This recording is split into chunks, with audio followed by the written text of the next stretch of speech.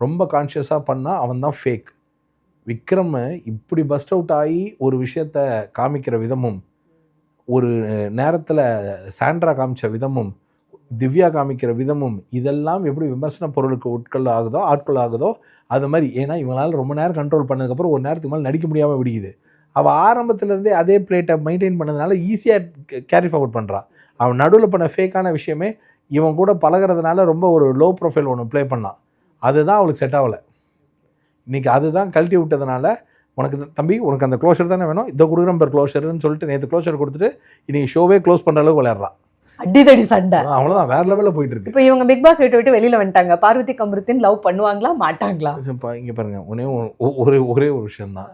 அதாவது பார்வதி கமருதீன் உடைய லவ் ஷோவை தான் மெரிட்டே தவிர இவங்க ரெண்டு பேரும் இல்லை, இதுக்கு முன்னாடி இருக்காங்க யாருமே அந்த கதவை தாண்டிட்டாங்கன்னா முடிச்சு போச்சு. யாரோ நான் யாரோன்றது கூட இல்லை. அடுத்த செகண்டே அது வேர்ல்டு வார்க்கும் 2க்கும் போனாலும் ஆச்சரியப்படுறதுக்கு இல்லை. இது இல்லை, நீங்கள் இந்த மாதிரி பண்ணவங்களால நீங்கள் கொண்டாட்டத்தில் பார்க்கணும்.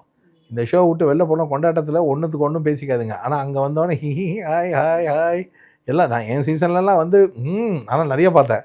அது மாதிரி எல்லாம் அந்த இடத்துக்கு ஸ்பர் மூமெண்ட்டுக்கு நடிப்பாங்க.